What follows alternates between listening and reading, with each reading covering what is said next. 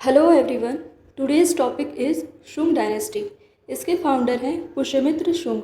इन्होंने मौर्य साम्राज्य के लास्ट रूलर बृहद्रथ को मारकर एक नए वंश की नींव रखी। इस डायनेस्टी में हम 4 राजाओं के बारे में पढ़ेंगे: पुष्यमित्र शुंग, अग्निमित्र, वासुमित्र और देवभूति।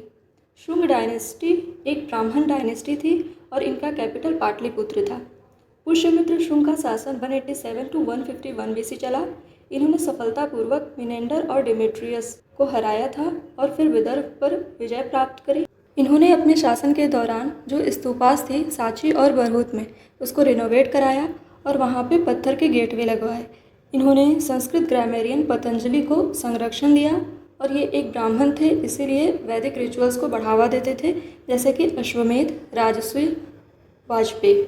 फिर आए अग्निमित्र। अग्निमित्र का शासन 149 टू 141 बीसी चला। पुष्यमित्र के पुत्र थे और कालिदास की पोएम या प्ले कह लो, जिसका नाम है मालविकाग्निमित्रम, वहाँ कालिदास ने अग्निमित्र को एज अ हीरो दिखाया है। और फिर आए वासुमित्र, जो अग्निमित्र के पुत्र थे।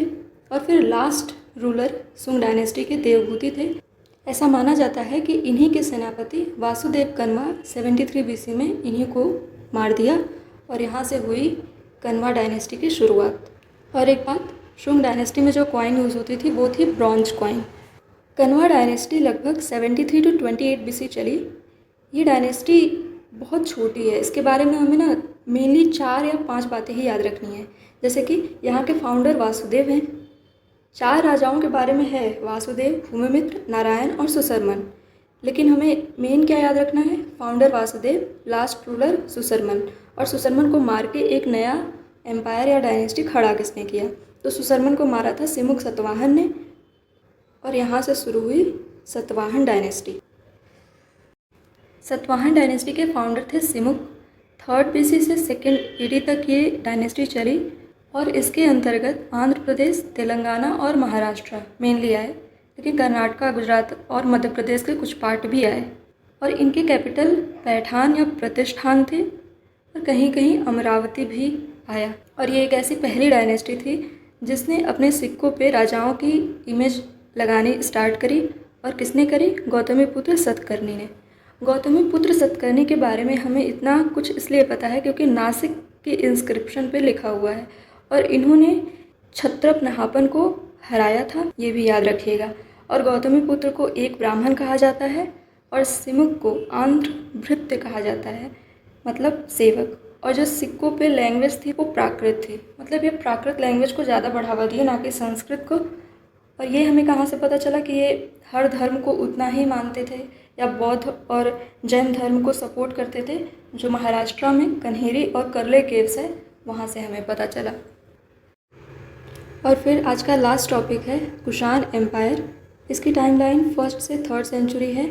इस साम्राज्य के अंतर्गत बैक्ट्रियन टेरिटरीज जैसे कि अफ़गानिस्तान, उज़्बेकिस्तान, तजाकिस्तान और पुरुष वाला जो कि पाकिस्तान में है, मथुरा, वाराणसी, और ये काम कनिष्क का था। इसीलिए इस साम्राज्य के सबसे पावरफुल राजा कनिष्क को कहा गया। कुषाण एम्पायर के फाउंडर थे कुजला कैडफाइसिस। इन्होंने यूजेही ट्राइब्स को यूनाइट किया और काबुल वैली पे कब्जा किया।